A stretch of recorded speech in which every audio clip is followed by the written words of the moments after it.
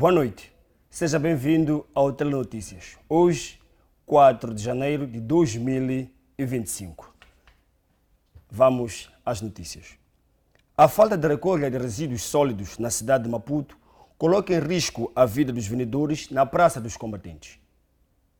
Desde a eclosão das manifestações, a recolha de lixo tem sido condicionada. Contudo, o nosso entrevistado afirmou que esta situação deve-se ao facto de os salários não terem sido pagos aos funcionários. Na verdade, os trabalhadores do Conselho Municipal não são os culpados. Quem são os culpados são os bosses, como posso dizer, os patronatos. Então, o que está a acontecer? Entre eles lá há uma greve que estão a contestar sobre os pagamentos dos salários. Não estão a ser pagos os salários, neste caso os motoristas, principalmente. Então, os motoristas quando fazem essas greves aí, não tem como o lixo ser recolhido. Então, por isso que temos essa demanda aqui desse lixo. É quase toda a cidade de Maputo. Então, para que possam tirar esse lixo, é necessário que paguem os trabalhadores. E também a situação do país, então, o tal presidente, né, o Venâncio Mondlane, é que criou também esse tipo de situação. Mas, enfim, nós não gostamos de lixo, mas nós é que criamos o próprio lixo. Então, aqui, como todos sabem, que é um mercado por aí, informal, o lixo é enorme. Então, quando não é tirado o lixo, dentro de 2 dias, o lixo vai se acumulando. Vamos bloquear as estradas. Todos nós sabemos que a via de Olho de Nhereira passa muitos dirigentes todos os dias. Então, bloqueando a estrada por causa do lixo, eles vão tomar as providências. Acrescentou ainda que o lixo só não é recolhido nas zonas suburbanas, mas na cidade e nas zonas de elite a situação é outra. Inclusive na cidade o lixo é tirado conforme o protocolo deles. Porque lá estão os dirigentes. É verdade, se aproximarem mais para aquela zona da universidade, irão ver que lá não existe nenhum lixo. E lá é a zona mais considerada protocolar, dirigente, sim, zona de elite. De referir que esta situação já acontece há meses. A bacia de retenção de águas fluviais condiciona a mobilidade de pessoas e bens no bairro da Machiquene-C e coloca em risco a saúde dos mesmos. Há anos que este bairro é assolado por estas águas e os munícipes afirmam que a construção da bacia agravou mais a situação. Na ocasião, os munícipes contaram que há famílias que tiveram de abandonar as suas casas por causa desta situação. Uma situação muito difícil e muito complicada para todos nós que vivemos aqui, porque a água fica acumulada aqui neste sítio e a bacia, que disseram que é aquilo chega a não ajudar em nada.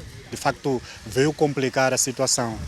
Veio complicar a situação porque a água que se acumula ali já é um risco para a própria saúde, é um risco mesmo para as crianças que vivem aqui ao redor. Então nós tememos muito o que pode vir a acontecer com toda essa situação. Antes era um pouco razoável, as águas não ficavam tão aglomeradas como agora, causando perigo para as casas vizinhas, já que estão aqui ao redor. Antigamente desciam, podiam não descer para todo o sítio, mas nós tínhamos algumas águas ali em casa, depois aquela água desaparecia. Mas agora nós temos toda a água no mesmo local. E para piorar, cheira mais aquilo porque aquela água, a ideia era depois se escoar aquela água para outro sítio. Mas coisa que não acontece. Aqui há uma casa que não está lá ninguém.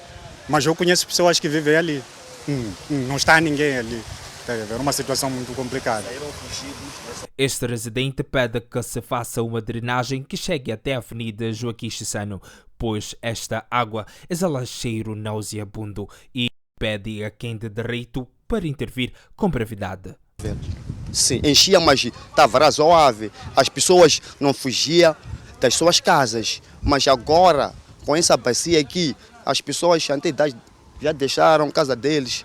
Aqui atrás da bacia, aqui, se for a ir aqui, vais ver que muitas casas que não estão abandonadas. Então, os malfeitores, o que fazem? Levam essas nossas irmãozinhas, dão bebida à noite, levam para lá. É onde já acontecem coisas que não dá para acontecer. Na minha opinião, o que eles tinham que fazer é fazer uma drenagem que vai até João Quistano. De referir que já há bastante tempo que residentes daquele bairro têm vindo a reclamar sobre a bacia. O analista Josemir Taimo diz que o país precisa começar a produzir para reduzir a dependência externa e alavancar a sua economia, depois da atual situação. A crise pós-eleitoral em Moçambique culminou em um colapso do setor empresarial e laboral devido aos saques, vandalização de várias empresas. Na ocasião, o analista Josemir Taimo deixou ficar possíveis soluções para a atual situação do país. E este é um problema, e é um fator, e é uma realidade. A nossa solução está em moçambicanos começarem a produzir, começar a comercializar. A nossa solução está em investimentos diretos para fábricas que nós temos cá e muita terra fértil que nós temos cá, que é para produzirmos arroz e começamos a distribuir o arroz e começamos a arroz, farinha, outros produtos de primeira necessidade e fazemos exportação. Íamos buscar parceiros, dizer, olha, a empresa é nossa, vamos fazer uma parceria, o capital é meu e vamos lá produzir. Essa é a nossa solução. Importação requer um grau de risco, porque a maior dos importadores usam instrumentos financeiros. Esses instrumentos financeiros têm custos e quando não tens certeza que tens um mercado, quando não tens certeza que o porto vai continuar a operar e se não tiras a tua mercadoria vais ter custos alargados, demorage, de armazenamento, não é? Demora. Tens custos em termos de logística e estamos com problemas de que quando começam as manifestações não há circulação. Qualquer comerciante, qualquer homem de negócio de experiência vai olhar para esta situação e vai dizer, eu não vou arriscar, okay? Porque os meus riscos são altos. Então, o que pode-se fazer? Podes criar aquilo que chamas de a indústria militar. A indústria militar é o quê? Do mesmo jeito que nós vimos que houve elementos de força de defesa e segurança que estiveram a fazer limpezas, podes usar os mesmos, recrutar todos aqueles que perderam emprego, vai para a força de defesa. Vamos produzir para nós como Moçambique. São medidas que são feitas em países como China, Vietnã, Rússia, quando são medidas populistas, sim senhora, mas são medidas de emergência. O Estado não vai fugir, ok? E se é um transporte militar, é um armazenamento militar, os militares é que vão proteger. Quer ver se alguém vai chegar e querer queimar um edifício militar. Taimo acredita ainda que deve aumentar-se o valor do IVA de 16% para 20%. Urgentemente é aumentar o IVA de 16% para 20%. Isto é uma medida urgente. As pessoas podem não gostar, mas não temos como. Sem aumento do IVA, e a receita principal que Moçambique tem é IVA, o imposto, e tem grande dependência do IVA. Então, se há alguma forma de nós podermos aumentar a arrecadação fiscal e conseguirmos ajudar e fazer investimentos, tem que ser através do aumento do IVA. Aumentar o IVA é a solução mais rápida, que não tem custos, que não requer grande estruturação, mas é uma medida de emergência. Agora, olhando para outras estruturas, primeiro nós temos que fazer uma pergunta. Será que a Companhia Industrial de Matola, os investidores que perderam o dinheiro deles, será que eles estão interessados a voltar a reerguer as operações e continuarem? Sim ou não? A Taimo vai mais longe e defende que aumentar o IVA de 16% para 20% seria uma medida de emergência de modo a salvar a economia do país. Há duas questões. Há medidas de emergência. Quando estás numa emergência, tudo custa mais dinheiro. Não estás a agir de uma forma normal. Mas agora vamos lá falar a verdade. Qual é a verdade? Nós precisamos da arrecadação fiscal, que é para pagar os salários dos professores e dos enfermeiros, em primeiro lugar. Esses são a maioria daquilo que é a despesa do Estado. É educação e saúde. Nós estamos numa crise. Janeiro, fevereiro, o Estado pode estar numa situação que não consegue pagar salário. Esta é a realidade. Não sei se já viu uma bicicleta que está em andamento e depois alguém atira um pau para a roda de frente da bicicleta. A bicicleta dá um pino, cai, a pessoa cai. Não há como. É o que nós fizemos com a nossa economia. Eu, se falo dessas medidas, eu não estou a falar dessas medidas por serem medidas populares, porque se olha o atual governo tinha reduzido o imposto do IVA de 17 para 16. Era uma medida para baixar o nível de vida. Mas quem queimou a própria SACEC não foi o governo. É o mesmo povo que primeiro saqueou, depois queimou. A dizer que não, o custo de vida está alto, a minha solução é eu vou queimar tudo. Ok, já queimaste. E agora, uma esquadra só pode queimar uma vez. Uma fábrica dessa SACEC só pode queimar uma vez. Então, agora nós temos um problema que temos que arranjar a solução do problema. Então, a solução está em dois lados. Primeiro, nós temos que buscar dinheiro. E, infelizmente, foi vendida uma narrativa falsa aqui em Moçambique, dizer que a nossa solução é gás natural. Primeiro, as pessoas têm que entender, 90% daquele gás está no alto mar, não está na terra. O dinheiro do gás que hoje o governo tem é principalmente o gás que está a sair da Inhambane e da Sasol. Esse é o gás principal. Os outros ainda estão numa fase de iniciar as operações. Depois tem que chegar até o break-even, tal da operação. Então tudo aquilo é que falam de offshore, 90%. Então esquece aquele dinheiro, porque aquele dinheiro ainda não existe. É uma mentira. O que é a base de Moçambique, que será no futuro, sempre foi a agricultura. Não há outra conversa. E infelizmente nós não queremos voltar para aquilo que é a base. Esquecemos que a nossa bandeira tem enxada. Por que tem enxada? Aquilo que nós somos farmeiros. Então, se nós não voltamos para ser farmeiros, todos esses que estão cheios na cidade porque não querem ir ao campo. A nossa solução está no campo, não está na cidade. Temos que produzir. A PRM deteve um indivíduo de 30 anos de idade na cidade de Inhambane, acusado de roubo na empresa onde o mesmo prestava serviços como pedreiro. Tem 30 anos de idade e é pedreiro de profissão. O mesmo está a contas com as autoridades policiais na primeira esquadra da cidade de Inhambane, acusado de praticar roubos na empresa onde o mesmo prestava serviços. E já encurralado, confessou o crime. Roubei no serviço onde eu trabalho. Assim, né? Como é que fez? Arrombei uma janela, entrei. Então recuperei as coisas, fui vender. O larápio justifica que praticou o tal ato porque havia atrasos salariais na empresa. Como é que rouba no serviço? Eu não posso dizer, não sei dizer para bem. Sim, mas me arrependo por isso. Sim. O patrão não estava a lhe pagar? Como? Não, tinha atraso de salário. Sim. Então, como tinha atraso de salário, optou em roubar. Acha que foi justo?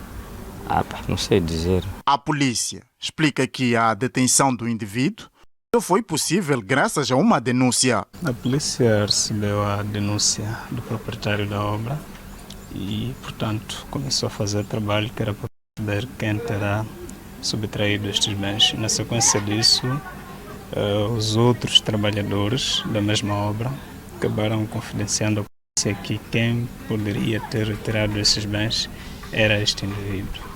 E, por consequente, fizemos o trabalho com este indivíduo e confessou ter retirado estes bens e, pronto, foi detido, que é para poder ser responsabilizado criminalmente pelo... Segundo a Polícia da República de Moçambique, nesta parcela do país, já foi lavrado o respectivo auto criminal e o indivíduo poderá responder pelo crime na barra da Justiça.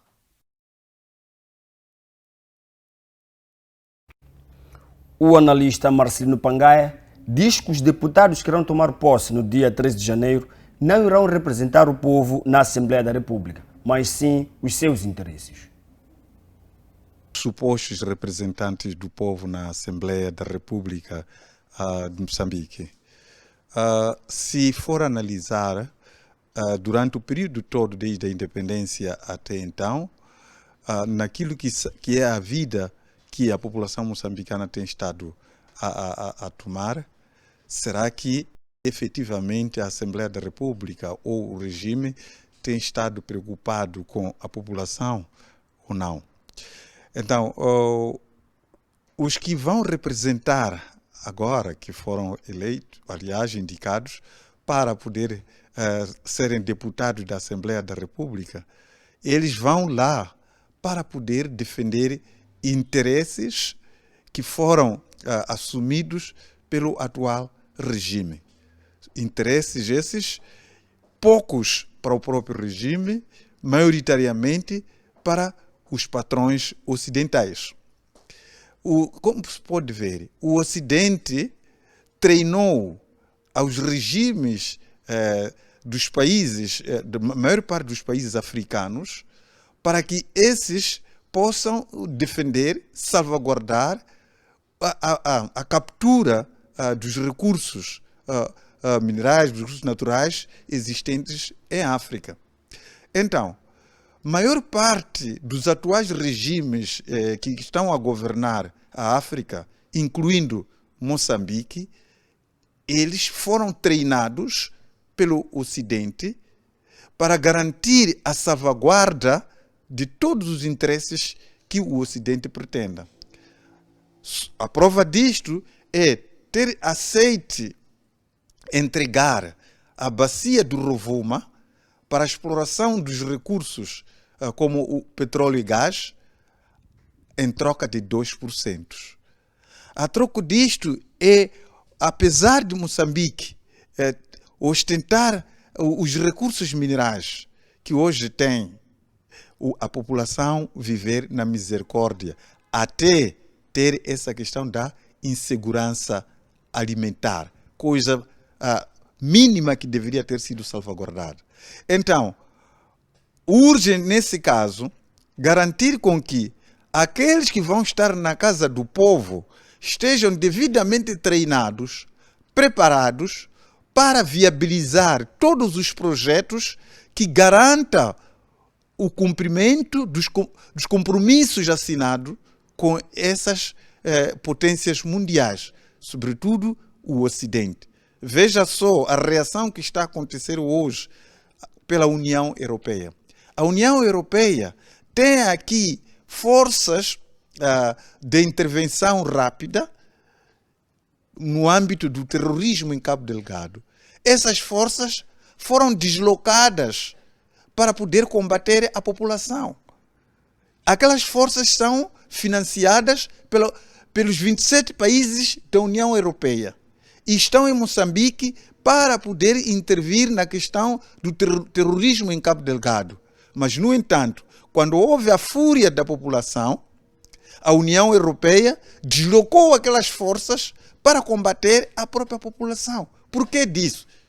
Houve questionamento desse tipo de comportamento por parte da União Europeia, de usar as forças financiadas, treinadas. Aquelas forças são treinadas aqui na Catembe, pela União Europeia, para poder garantir a proteção daqueles recursos que eles estão a explorar lá, entre aspas, procurar combater a questão do terrorismo em Cabo Delgado. Mas quando há essa turbulência da própria população, deslocaram aquela população, aqueles soldados para virem matar a população moçambicana. Então, há sentido sim de ver esses sequazes que se dizem supostamente deputados da Assembleia da República, para que eles lá consigam efetivamente procurar ideologizar a sociedade a aceitar os projetos que vão lutar contra a própria população. Então, são esses que vão para lá. Por exemplo, a entrada do Enéas Comiche e provavelmente Nia também, aqui é uma situação de poder claramente indicar que o próximo presidente da Assembleia da República provavelmente será o Enéas Comiche ou o tal Nia. Dentre esses dois, são os que estarão neste momento a garantir a salvaguarda dos interesses ocidentais que o Partido Frelimo assumiu perante o Ocidente. Não há como aqui fazer com que aquilo que o Partido Frelimo, que está no poder atualmente, possa dar continuidade dos compromissos assumidos com esses europeus, sem que tenham pessoas devidamente que entendem esse compromisso, pessoas que vão defender esse compromisso na Assembleia da República. Desde muito já se percebeu que os deputados da Assembleia da República não estão ali para defender os interesses do povo, estão ali para defender os interesses dos ocidentais, os interesses estrangeiros. Esses interesses foram efetivamente garantidos através de um grupo de moçambicanos devidamente treinados para poder aceitar a exploração econômica, para poder aceitar a subjulgação cultural, a subjulgação política a favor das migalhas que esse grupo de moçambicanos recebem. Se for a ver que as mudanças que ocorreram no Níger, Burkina Faso, Mali, elas decorreram efetivamente porque a sociedade daqueles três países percebeu de que, afinal de contas, aqueles que os lideravam não estavam, neste caso, a defender seus próprios interesses. Veja só, Mali em pouco tempo conseguiu pagar a dívida que eles tinham, numa altura em que vários anos ali ocorriam sem que pudesse conseguir assim. Então, é exatamente isso. Nós não podemos esperar mais nada. A explicação que nós podemos dar dos atuais mandatários, entre aspas, do povo, que vão à Assembleia da República, vão para lá para garantir a defesa dos interesses que esse grupo que está a receber, portanto, benesses por parte da França, Estados Unidos, União Europeia no coletivo, então possam ser salvaguardados. O analista Marcelino Pangaia diz que a Renamo deixou o Suf Mahamat garantir a sua reforma e não honrou o seu papel. Olha, infelizmente, o cenário que está a acontecer com a Renamo aconteceu igualmente com a UNITA.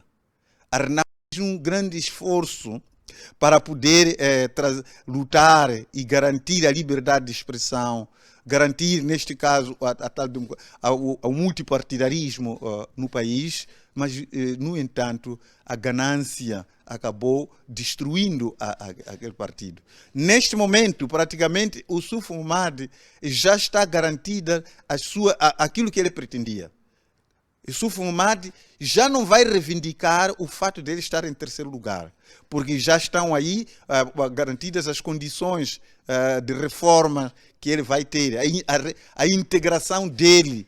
Já está tudo garantido e ele vai continuar a ter uma viatura protocolar, vai ter garantia ainda de cerca de 75% do salário que ele vinha tendo, dentre várias outras mordomias. Casa do Estado ainda vai ser garantido, apesar dele estar na terceira posição. Tudo isso foi garantido como forma de que foi um líder que alguma vez já assumiu a liderança da oposição. Então, essas condições todas constituíram neste momento uma isca para fazer calar uma vez por todas ao Suf Mahamat. Porque o Suf Mahamat, ao cair do líder da oposição, se não tivesse sido garantido essas condições, obviamente que o Suf Mahamat seria um búfalo ferido e haveria, neste caso, criar outro movimento, uma outra rebelião contra o poder atual. Mas porque já se sabia dessa situação, criou-se essa mordomia dele, e há de ver que as próximas intervenções dele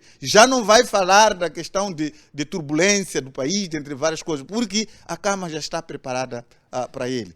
Mas a culpa de tudo isto é o tal silêncio dos membros do partido, não só da Renamo. Essa situação, se os membros do partido do Renamo, eles fossem fortes e não fossem bajuladores, maioritariamente aqueles que tinham o poder de poder enfrentar ao Sufo Mahamat, o Sufo Mahamat não teria destruído a Renamo. Mas deixaram o Sufo Mahamat até chegar a esse ponto de retirar-se da segunda posição, um partido que aspirava-se de alguma vez entrar no poder e ir nesse momento já na falência. Por que de tudo isso?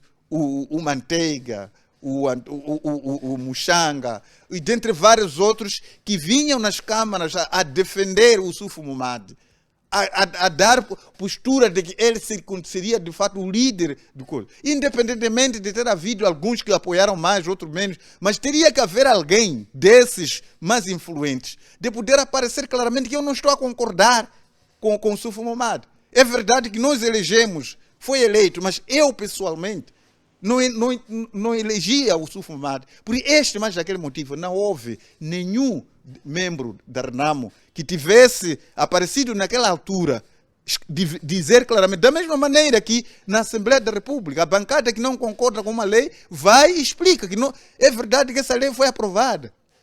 Mas nós, por sermos a minoria aliás, não conseguimos barrar isso, não concordamos com isso. Não houve nenhum membro da Renamo que apareceu nas câmaras, depois da eleição do Sufo Mahamat, a dizer que efetivamente ele foi eleito. Mas, na verdade, eu pessoalmente, não concordei com o Sufo Mahamat. Não fizeram isso por quê? Cobardia. E hoje é que o Sufo Mahamat está naquela situação, depois de ter destruído a Renamo, aparece numa situação daquela. Os analistas do debate político divergem opiniões sobre a eficácia dos deputados da Assembleia da República eleitos fora dos seus circuitos eleitorais. Após a divulgação da lista dos deputados que irão tomar posse no dia 13 de janeiro, dos quais partes destes foram eleitos fora do seu círculo eleitoral, a título de exemplo, de deputados residentes em Maputo, tendo sido eleito pelo círculo eleitoral de Nampula. No debate político, questionados os analistas sobre o assunto, responderam: eleitos. Mas há uma coisa sobre a tomada de posse sobre os deputados, porque estaria a ratificar uma fraude eleitoral. Estariam a decepcionar a sociedade moçambicana. Agora, nós termos deputados maioritariamente ali na Assembleia da República, nesta legislação, em que você nem põe os pés no teu círculo eleitoral, o que você está a fazer lá? Vai dormir? Vai ganhar? Todas, vai ter aquelas regalias todas, sem, no entanto, representar ou conhecer, solucionar os problemas do teu círculo eleitoral. É a continuidade da ineficácia que a gente vem vivendo todos os dias, porque não faz sentido nenhum termos deputados e depois chegar lá quando um partido achar que hoje em Moçambique não deve ter mais energia, vão lá aprovar a lei e todo mundo vai bater palmas e não vai ter mais energia. Augusto Pelembe espera que os líderes encontrem uma solução que possa trazer soluções para o povo e para que o país não entre em caos depois do dia 15. Eu ainda tenho fé que pode haver um milagre até o dia 15, que os nossos líderes, os nossos governantes encontrem um meio termo, uma solução que possa trazer soluções para o povo e não possamos entrar num caos depois do dia 15. Mas se isso não acontecer, de coração mesmo, a oposição não deveria tomar posse. Já Camilo da Silva diz que os partidos políticos devem deixar o nepotismo para a eleição da lista para a Assembleia da República. Dos deputados, é aí onde eu queria chegar. Exato. Só para lembrar aqui o meu caso. Isso é um cancro nos partidos políticos, porque os maiores culpados são os partidos políticos. Não é mais ninguém. Hoje ele pode estar a dizer, não, vendas, porque é lá onde eles ganharam. Porque se tivessem ganho pessoas daqui de Maputo, eu ia te perguntar de onde é que são esses. Está a perceber o que estou a tentar dizer? Exato. O que eu quero dizer aqui é que os partidos políticos, incluindo a Frelimo, é culpado disso. Porque, na minha opinião, e nós já rebatemos sobre essa questão dos deputados na televisão, os deputados têm que ser representantes dos seus círculos eleitorais. Não vale a pena taparmos aqui ou fingirmos coisas, porque o deputado é o representante do povo ali no local. Lá no local. Se eu sou de Chiuri, é lá no Chiuri, o povo de Chiuri elegeu para vir representar aqui na Assembleia da República. Se eu sou de Maputo, o povo de Maputo me elegeu, cidade de Maputo, para eu representar a cidade de Maputo ali no Parlamento. Eu zelar por aquilo que são os problemas do pessoal da cidade de Maputo. Ir atrás, aquilo que a gente vê fora. O deputado sai para a rua, preocupa-se com o buraco ali, preocupa-se com o problema no hospital, de não sei o quê, porque não tem o TAC lá. Exatamente, o deputado tem que estar lá, tem que representar o seu círculo eleitoral. Isso sim, concordo plenamente. E nós temos que mudar de paradigma mais uma vez. Os partidos políticos têm que deixar de nepotismo dentro daquilo que é a eleição da lista para a Assembleia da República. Gune acrescentou que a situação irá dar continuidade àquilo que é a ineficácia que já faz-se sentir e não vai trazer nenhum benefício para o povo moçambicano.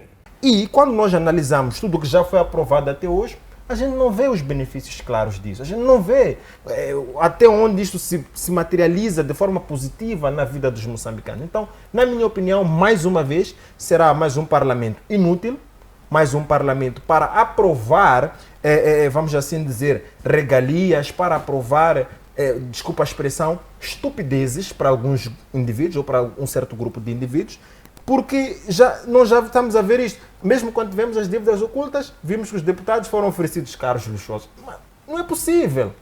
Não é possível, num país como este, neste tipo de cenário, termos este tipo de aprovações. Então, é mais uma vez um grupo de inúteis, mais uma vez um grupo que vai aprovar estupidezes, para depois nós vermos num cenário como este, mais uma vez, onde nós temos a família do Presidente da República a participar do Réveillon junto com Cristiano Ronaldo e o país a arder em chamas.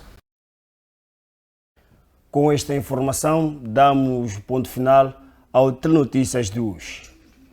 Fique bem e tenha uma boa noite.